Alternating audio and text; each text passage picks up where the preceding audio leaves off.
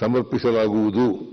ಬಾಗಲಕೋಟೆಯಲ್ಲಿ ರಾಜೀವ್ ಗಾಂಧಿ ಆರೋಗ್ಯ ವಿಜ್ಞಾನ ವಿಶ್ವವಿದ್ಯಾಲಯದ ಘಟಕ ವೈದ್ಯಕೀಯ ಕಾಲೇಜನ್ನು, ಬಾಗಲಕೋಟೆಯಲ್ಲಿ ರಾಜೀವ್ ಗಾಂಧಿ ಆರೋಗ್ಯ ವಿಜ್ಞಾನ ವಿಶ್ವವಿದ್ಯಾಲಯದ ಘಟಕ ವೈದ್ಯಕೀಯ ಕಾಲೇಜನ್ನು ಹಾಗೂ ಕೋಲಾರದಲ್ಲಿ ಸಾರ್ವಜನಿಕ ಖಾಸಗಿ ಭಾಗಿತ್ವದ ಆಧಾರದ ಮೇಲೆ ವೈದ್ಯಕೀಯ ಕಾಲೇಜನ್ನು ಆರಂಭಿಸಲು ಉದ್ದೇಶಿಸಲಾಗಿದೆ.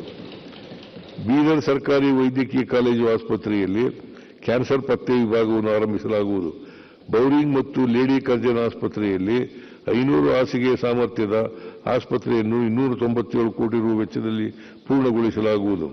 25-26ನೇ ಸಾಲಿನಲ್ಲಿ ಸಾರ್ವಜನಿಕರಿಗೆ ಸುಧಾರಿತ ಆರೋಗ್ಯ ಸೇವೆಯನ್ನು ಒದಗಿಸಲು ಈ ಕೆಳಕಂಡಂತೆ ಹೊಸ ಯೋಜನೆಗಳನ್ನು ಅನುಷ್ಠಾನಗೊಳಿಸಲು ಉದ್ದೇಶಿಸಲಾಗಿದೆ. ರಾಜ್ಯದ 22 ವೈದ್ಯಕೀಯ ಕಾಲೇಜುಗಳಲ್ಲಿ ಲಭ್ಯವಿರುವ ಮೂಲಭೂತ ಸೌಕರ್ಯ ಮತ್ತು ಮಾನವ ಸಂಪನ್ಮೂಲಗಳನ್ನು ಬಳಕೆ ಮಾಡಿಕೊಂಡು ಅಲೈಡ್ ಹೆಲ್ತ್ ಸೈನ್ಸ್ ಕೋರ್ಸ್ಗಳನ್ನು ಪ್ರಾರಂಭಿಸಲಾಗುವುದು. ಬಾದಾಮಿ ತಾಲೂಕಿನ ಕುಳಗೇರಿ ಕ್ರಾಸ್ ಹಾಗೂ ಚಿತ್ರದುರ್ಗದಲ್ಲಿ ಸುಸಜ್ಜಿತ ಟ್ರಾಮಾ ಕೇರ್ಸ್ ಕೇಂದ್ರಗಳನ್ನು ಸ್ಥಾಪಿಸಲಾಗುವುದು. ಮೈಸೂರು ಮತ್ತು ಕಲಬುರಗಿ ವೈದ್ಯಕೀಯ ಕಾಲೇಜುಗಳ ವ್ಯಾಪ್ತಿಯಲ್ಲಿ ಒಟ್ಟು 100 ಕೋಟಿ ರು ವೆಚ್ಚದಲ್ಲಿ ಪ್ರಾದೇಶಿಕ ಎಂಡೋಕ್ರೈನಾಲಜಿ ಕೇಂದ್ರಗಳನ್ನು ಸ್ಥಾಪಿಸಲಾಗುವುದು. ಮೈಸೂರು ಮತ್ತು ಕಲಬುರಗಿಯ ವೈದ್ಯಕೀಯ ಕಾಲೇಜುಗಳಲ್ಲಿ ನಿಮಾನ್ಸ್ ಮಾದರಿಯ ಸಂಸ್ಥೆಗಳನ್ನು ತಲಾ 100 ಕೋಟಿ ರು ವೆಚ್ಚದಲ್ಲಿ ಸ್ಥಾಪಿಸಲಾಗುವುದು. ಕೊಪ್ಪಳ ಜಿಲ್ಲೆಯ ವಿಜ್ಞಾನ ಸಂಸ್ಥೆಯ ಅಧೀನದಲ್ಲಿ 100 ಕೋಟಿ ರು ವೆಚ್ಚದಲ್ಲಿ ಸೂಪರ್ ಸ್ಪೆಷಾಲಿಟಿ ಆಸ್ಪತ್ರೆ ಆರಂಭಿಸಲಾಗುವುದು.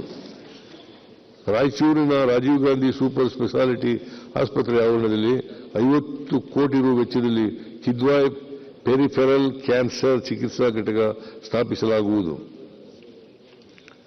ಯಲಬುರ್ಗಾ, ಜೇವರ್ಗಿ ಮತ್ತು ಯಾದಗಿರಿಯಲ್ಲಿ ತಲಾ 6 ಕೋಟಿ ರು ವೆಚ್ಚದಲ್ಲಿ ಹೊಸದಾಗಿ ನರ್ಸಿಂಗ್ ಕಾಲೇಜುಗಳನ್ನು ಕೆಕೆಆರ್ಡಿಬಿ ಅನುದಾನದಲ್ಲಿ ಆರಂಭಿಸಲಾಗುವುದು. ಮಹಿಳಾ ಮತ್ತು ಮಕ್ಕಳ ಅಭಿವೃದ್ಧಿ. ರಾಷ್ಟ್ರವು ತನ್ನ ಅರ್ಧದಷ್ಟಿರುವ ಮಹಿಳೆಯರನ್ನು ಆರ್ಥಿಕವಾಗಿ ನಿಷ್ಕ್ರಿಯವಾಗಿಸಿ ಅಭಿವೃದ್ಧಿ ಸಾಧಿಸಲು ಸಾಧ್ಯವಿಲ್ಲ. ಅವರನ್ನು ಆರ್ಥಿಕವಾಗಿ ಸ್ವತಂತ್ರರನ್ನಾಗಿಸದೆ ಮಾಡುವ ಎಲ್ಲ ಅಭಿವೃದ್ಧಿ ಮಾದರಿಗಳು ಟೊಳ್ಳಾಗಿರುತ್ತವೆ. Doctor B R. ಅಂಬೇಡ್ಕರ್.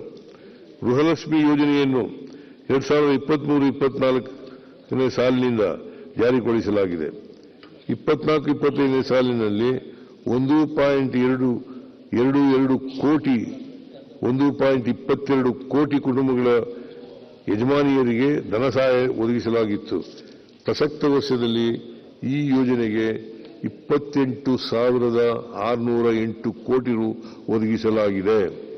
ರಾಜ್ಯದ 37 ಲಕ್ಷ ಮಕ್ಕಳ ಮತ್ತು ಕಲಿಕೆಯಲ್ಲಿ ಮಹತ್ತರ ಪಾತ್ರ ವಹಿಸುತ್ತಿರುವ ಅಂಗನವಾಡಿ ಕಾರ್ಯಕರ್ತೆಯರಿಗೆ ಗೌರವಧನ 700 ಹಾಗೂ ಸಹಾಯಕರ ಗೌರವಧನವನ್ನು 750ಕ್ಕೆ ಹೆಚ್ಚಿಸಲಾಗುವುದು.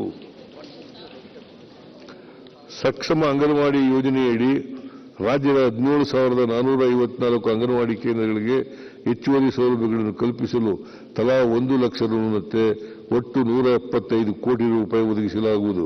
ಅಂಗನವಾಡಿ ಕಟ್ಟಡಗಳ ನಿರ್ಮಾಣಕ್ಕಾಗಿ ನಗರಸಭೆ ಪುರಸಭೆಗಳಲ್ಲಿ ಲಭ್ಯವಿರುವ 173 ಸಿಎ ನಿವೇಶನಗಳನ್ನು ನಗರಾಭಿವೃದ್ಧಿ ಇಲಾಖೆಯಿಂದ 50% ರಿಯಾಯಿತಿ ದರದಲ್ಲಿ ಖರೀದಿಸಲು 10 ಕೋಟಿ ಮೀಸಲಿರಿಸಲಾಗಿದೆ. ವಿಕಲಚೇತನರ ಸಾಮಾಜಿಕ ಆರ್ಥಿಕ ಸ್ಥಿತಿಗತಿ ಕುರಿತಂತೆ ನಿಖರ ಮಾಹಿತಿ ಸಂಗ್ರಹಿಸಲು ಹಾಗೂ ಅವರಿಗೆ ಸೂಕ್ತ ಸೌಲಭ್ಯ ಒದಗಿಸುವ ಹಿತದೃಷ್ಟಿಯಿಂದ ವಿಕಲಚೇತನರ ಸಮೀಕ್ಷೆ ನಡೆಸಲಾಗುವುದು. ಮೈಸೂರು ಮತ್ತು ಬೆಳಗಾವಿಯಲ್ಲಿರುವ ವಿಶೇಷ ಮಕ್ಕಳ ಸರ್ಕಾರಿ ವಸತಿಯುತ ಶಾಲೆಗಳ ಉನ್ನತೀಕರಿಸಲು 5 ಕೋಟಿ ರು ನೀಡಲಾಗುವುದು. ಇವುಗಳ ನಿರ್ವಹಣೆಯನ್ನು ಸ್ವಯಂ ಸೇವಾ ಸಂಸ್ಥೆಗಳ ಸಹಕಾರದಿಂದ ಕೈಗೊಳ್ಳಲಾಗುವುದು. Cerebral policy, muscular dystrophy, Parkinson's ಮತ್ತು ಮಲ್ಟಿಪಲ್ ಸ್ಕ್ಲೆರೋಸಿಸ್ ಕಾಯಿಲೆಗಳಿಂದ ಬಳಲುತ್ತಿರುವ ವ್ಯಕ್ತಿಗಳ ಆರೈಕೆದಾರರಿಗೆ ನೀಡುತ್ತಿರುವ ಮಾಸಿಕ 1,000 ಪ್ರೋತ್ಸಾಹ ಯೋಜನೆಯನ್ನು ಆಟಿಸಂ, ಬೌದ್ಧಿಕ ವಿಕಲತೆ ಮತ್ತು ಬಹುವಿಧ ಅಂಗವಿಕಲತೆ ಕಾಯಿಲೆಗಳಿಂದ ಬಳಲುತ್ತಿರುವ ಆರೈಕೆದಾರರಿಗೂ ವಿಸ್ತರಿಸಲಾಗುವುದು. ಬಳ್ಳಾರಿಯ ಸರ್ಕಾರಿ ಶ್ರವಣದೋಷವುಳ್ಳ ಮಕ್ಕಳ ಶಾಲೆ ಹಾಗೂ ಹುಬ್ಬಳ್ಳಿಯ ದೃಷ್ಟಿದೋಷವುಳ್ಳ ಮಕ್ಕಳ ಶಾಲೆಗಳನ್ನು ಪ್ರಾಥಮಿಕ ಶಾಲಾ ಹಂತದಿಂದ ಪ್ರೌಢಶಾಲಾ ಹಂತಕ್ಕೆ ಮೇಲ್ದರ್ಜೆಗೇರಿಸಲಾಗುವುದು. ವಿಶೇಷ ಪಾಲನಾ ಯೋಜನೆಯಡಿ HIV ಸೋಂಕಿತ ಮತ್ತು ಬಾಧಿತ ಮಕ್ಕಳ ಪೌಷ್ಟಿಕ ಆಹಾರ ಮತ್ತು ಶಿಕ್ಷಣವನ್ನು ಪ್ರೋತ್ಸಾಹಿಸಲು ಪ್ರಸ್ತುತ ನೀಡಲಾಗುತ್ತಿರುವ ಮಾಸಿಕ ಧನ ಸಹಾಯವನ್ನು 1,000 ರೂಪಾಯಿಯಿಂದ 2,000 ರೂಪಾಯಿಗೆ ಹೆಚ್ಚಿಸಲಾಗುವುದು. ರಾಜ್ಯದ ಅನುದಾನದಡಿಯಲ್ಲಿ ನಡೆಯುತ್ತಿರುವ ವಸತಿಯುತ ವಿಶೇಷ ಶಾಲೆಗಳ ಮಕ್ಕಳ ಪಥ್ಯಾಹಾರ ಭತ್ಯೆಯನ್ನು ಮಾಸಿಕ 1,750 ರೂಗಳಿಗೆ ಹೆಚ್ಚಿಸಲಾಗುವುದು. ಮಹಿಳಾ ಉದ್ದೇಶಿತ ಕಾರ್ಯಕ್ರಮಗಳಿಗಾಗಿ 2025-26ನೇ ಸಾಲಿನಲ್ಲಿ ಒಟ್ಟಾರೆಯಾಗಿ 94,084 ಕೋಟಿ ರೂಪಾಯಿಯನ್ನು ಒದಗಿಸಲಾಗುವುದು. ಮಕ್ಕಳ ಉದ್ದೇಶಿತ ಕಾರ್ಯಕ್ರಮಗಳಿಗಾಗಿ 25-26ನೇ ಸಾಲಿನಲ್ಲಿ ಒಟ್ಟಾರೆಯಾಗಿ 62,000 ಕೋಟಿ ಒದಗಿಸಲಾಗುವುದು. ಸಮಾಜ ಕಲ್ಯಾಣ. ಸಮಾಜವು ತನ್ನ ಅಸಹಾಯಕ ಸದಸ್ಯರ ಕುರಿತು ತೋರುವ ಕಾಳಜಿಯು ಆ ನಾಗರಿಕತೆಯ ಪ್ರಬುದ್ಧತೆಯನ್ನು ತೋರಿಸುತ್ತದೆ. ಡಾಕ್ಟರ್ ರಾಮ್ ಮನೋಹರ್ ಲೋಹಿಯಾ.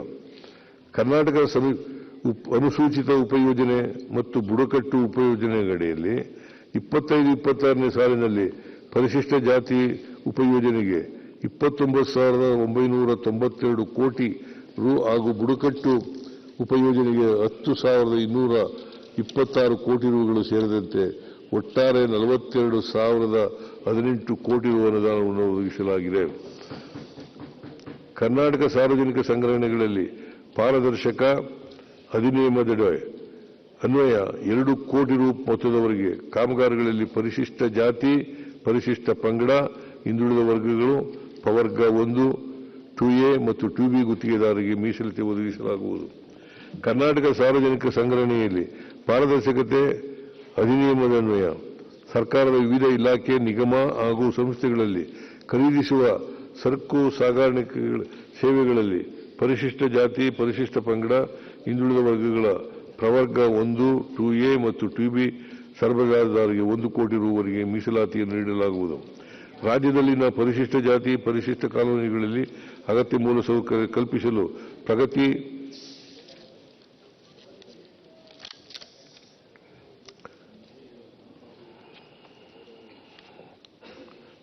ಪ್ರಗತಿ ಕಾಲೋನಿ ಯೋಜನೆಯಡಿ 2024-25ನೇ ಸಾಲಿನಲ್ಲಿ 559 ಕೋಟಿ ರು ವೆಚ್ಚದ ಅಭಿವೃದ್ಧಿ ಕಾಮಗಾರಿಗಳನ್ನು ಕೈಗೊಳ್ಳಲು ಮಂಜೂರಾತಿ ನೀಡಲಾಗಿರುತ್ತದೆ.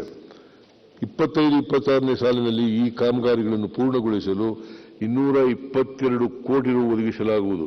ಪರಿಶಿಷ್ಟ ಜಾತಿ, ಪರಿಶಿಷ್ಟ ಪಂಗಡದವರ ಮೇಲಿನ ದೌರ್ಜನ್ಯ ತಡೆಗಾಗಿ ನಾಗರಿಕ ಹಕ್ಕು ಜಾರಿ ನಿರ್ದೇಶನಾಲಯದ ವ್ಯಾಪ್ತಿಯಲ್ಲಿ 33 ವಿಶೇಷ ಪೊಲೀಸ್ ಠಾಣೆಗಳನ್ನು ಪ್ರಾರಂಭಿಸಲಾಗಿದೆ.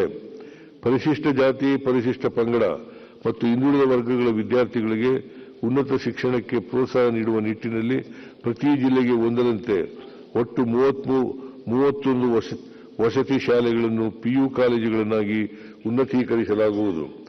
ವಸತಿ ಶಾಲೆಗಳಿಲ್ಲದ ಹೋಬಳಿಗಳಲ್ಲಿನ ಪರಿಶಿಷ್ಟ ಜಾತಿ ಹಾಗೂ ಪರಿಶಿಷ್ಟ ಪಂಗಡದ 26 ಹೊಸ ವಸತಿ ಶಾಲೆಗಳನ್ನು ಪ್ರಾರಂಭಿಸಲಾಗುವುದು.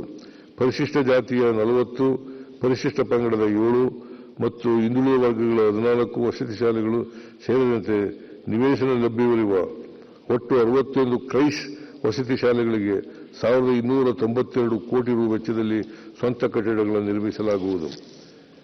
ಕ್ರೈಸ್ ವಸತಿ ಶಾಲೆಗಳಿಗೆ ಒಟ್ಟಾರೆ 213 ಕೋಟಿ ರು ವೆಚ್ಚದಲ್ಲಿ ಅಗತ್ಯವಿರುವ ಡೆಸ್ಕ್, ಬೆಂಚ್, ಪೀಠೋಪಕರಣಗಳು ಇತ್ಯಾದಿ ಶೈಕ್ಷಣಿಕ ಮೂಲಸೌಕರ್ಯ ಒದಗಿಸಲಾಗುವುದು. ಬಾಡಿಗೆ ಕಟ್ಟಡದಲ್ಲಿ ನಡೆಸುತ್ತಿರುವ ಸಮಾಜ ಕಲ್ಯಾಣ ಇಲಾಖೆಯ 34 ವಿದ್ಯಾರ್ಥಿ ನಿಲಯಗಳಿಗೆ 238 ಕೋಟಿ ರು ವೆಚ್ಚದಲ್ಲಿ ಸ್ವಂತ ಕಟ್ಟಡಗಳನ್ನು ನಿರ್ಮಾಣ ಮಾಡಲಾಗುವುದು. ಸಂವಿಧಾನ ಶಿಲ್ಪಿ ಡಾಕ್ಟರ್ BR ಅಂಬೇಡ್ಕರ್ ಅವರು ಅಧ್ಯಯನ ಮಾಡುವ ಲಂಡನ್ ಸ್ಕೂಲ್ ಆಫ್ ಎಕನಾಮಿಕ್ಸ್ ಮತ್ತು ಕೊಲಂಬಿಯಾ ವಿಶ್ವವಿದ್ಯಾಲಯಗಳಲ್ಲಿ ವ್ಯಾಸಂಗಕ್ಕೆ ಆಯ್ಕೆಯಾದ 2 ವಿದ್ಯಾರ್ಥಿಗಳಿಗೆ ಡಾಕ್ಟರ್ BR ಅಂಬೇಡ್ಕರ್ ಫೆಲೋಶಿಪ್ ಯೋಜನೆಯಡಿ 1 ಕೋಟಿ ರು ಅನುದಾನ ಒದಗಿಸಲಾಗುವುದು. ಪರಿಶಿಷ್ಟ ಜಾತಿ ನಿರುದ್ಯೋಗ ಯುವಕ ಯುವತಿಯರಿಗೆ fast food truck, trailer, mobile, kitchen food kiosk ಸೌಲಭ್ಯಗಳನ್ನು ನಿಗಮಗಳ ಉದ್ಯಮಶೀಲತಾ ಅಭಿವೃದ್ಧಿ ಯೋಜನೆಯಡಿ ನೀಡಲಾಗುವುದು.